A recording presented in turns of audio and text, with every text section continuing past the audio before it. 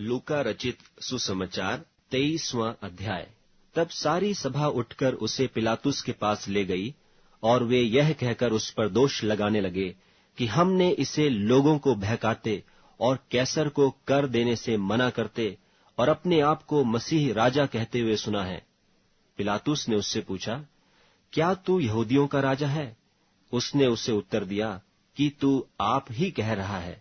तब पिलातुस ने महायाजकों और लोगों से कहा, मैं इस मनुष्य में कुछ दोष नहीं पाता। पर वे और भी दृढ़ता से कहने लगे, यह गलील से लेकर यहां तक सारे यहूदिया में उपदेश दे देकर लोगों को उस्काता है। यह सुनकर पिलातुस ने पूछा, क्या यह मनुष्य गलीली है? और यह जानकर कि वह हेरोदेस की रियासत का है, उसे हेरोदेस के पास भेज दिया, क्योंकि उन दिनों में वह भी यरूशलेम में था। हेरोदेस यीशु को देखकर बहुत ही प्रसन्न हुआ, क्योंकि वह बहुत दिनों से उसको देखना चाहता था, इसलिए कि उसके विषय में सुना था और उसका कुछ चिन्ह देखने की आशा रखता था। वह उससे बहुतेरी बातें पूछता रहा, पर उसने उसको कुछ भी उत्तर न दिया। और महायाजक और शास्त्री खड़े हुए तन मन से उस पर दोष लगाते रहे। तब हेरोदेस ने अपने सिपाहियों के साथ उसका अपमान करके ठट्ठों में उड़ाया और भड़कीला वस्त्र पहनाकर उसे पिलातुस के पास लौटा दिया। उसी दिन पिलातुस और हेरोदेस मित्र हो गए। इसके पहले वे एक दूसरे के बैरी थे। पिलातुस ने महायाजकों और सरदारों और लोगों को बुलाकर उनसे कहा, तुम इस मनुष्य को लोगों का बहकाने वाला ठहराकर मेरे पास लाए हो, और देखो, मैंने तुम्हारे सामने उसकी जांच की, पर जिन बातों का तुम उस पर दोष लगाते हो, उन बातों के विषय में मैंने उसमें कुछ भी दोष नहीं पाया है। न हेरोदेस ने, क्योंकि उसने उसे हमारे पास लौटा दिया है, और देखो, उससे ऐसा कुछ नहीं हुआ कि वह मृत्यु के दंड के योग्य ठहराया जाए, इसलिए मैं उसे पिटवाकर छोड़ देता हूं। तब सब मिलकर चिल्ला उठे कि इसका काम तमाम कर और हमारे लिए बरअब्बा को छोड़ दे। यही किसी बलवे के कारण जो नगर में हुआ था और हत्या के कारण बंदी गृह में डाला गया था। पर पिलातुस ने यीशु को छोड़ने की इच्छा से लोगों को फिर समझाया, परंतु उन्होंने चिल्लाकर कहा कि उसे क्रूस पर चढ़ा, क्रूस पर। उसने तीसरी बार उनसे कहा, क्यों? उसने कौन सी बुराई की है? मैंने उसमें मृत्यु के दंड के योग्य कोई बात नहीं पाई, इसलिए मैं उसे पिटवाकर छोड़ देता हूं। परंतु वे चिल्ला चिल्ला कर पीछे पड़ गए कि वह क्रूस पर चढ़ाया जाए, और उनका चिल्लाना प्रबल हुआ।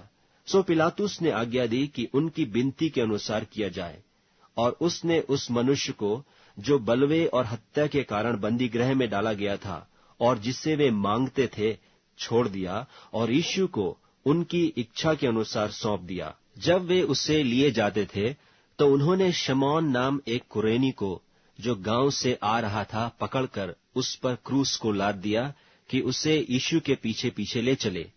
और लोगों की बड़ी भीड़ उसके पीछे हो ली, और बहुत सी स्त्रियां भी, जो उसके लिए छाती पीटती और विलाप करती थीं।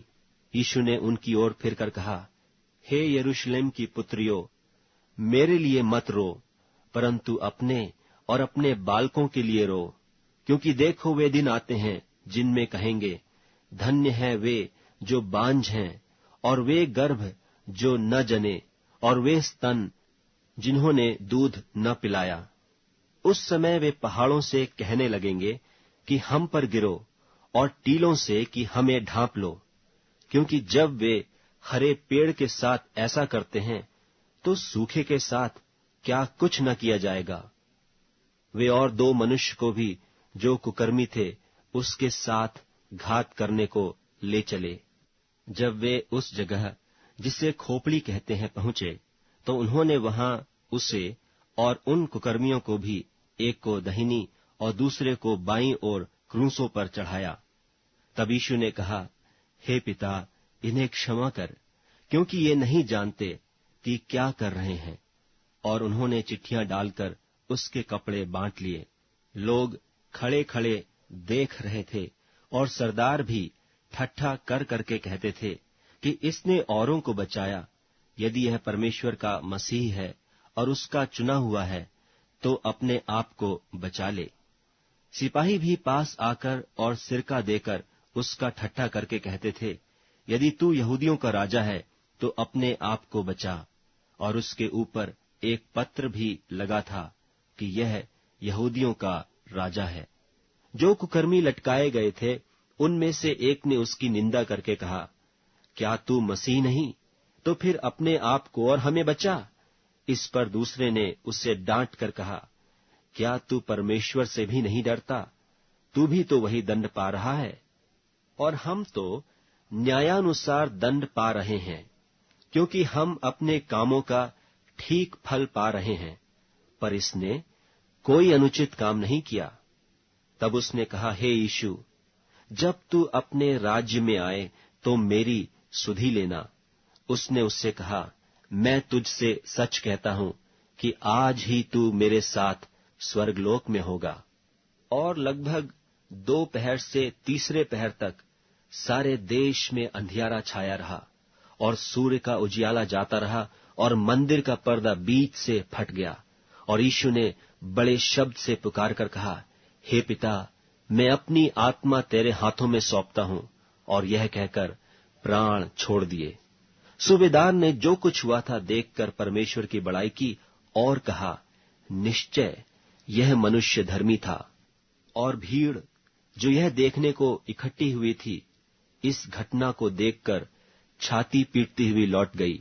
और उसके सब जान पहचान और जो स्त्रियां गलील से उसके साथ आई थीं, दूर खड़ी हुई यह सब देख रही थीं।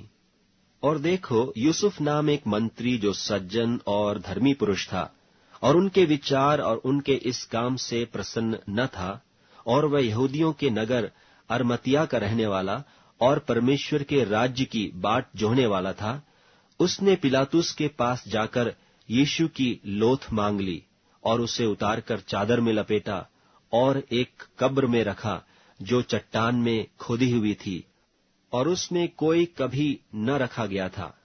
वह तैयारी का दिन था और सब्त का दिन आरंभ होने पर था। और उन स्त्रियों ने जो उसके साथ गलील से आई थीं, पीछे पीछे जाकर उस कब्र को देखा, और यह भी कि उसकी लोथ किस रीति से रखी गई है, और लौटकर सुगंधित वस्तुएं और इत्र तैयार किया। और सब्त के दिन तो उन्होंने आज्ञा के अनुसार विश्राम किया।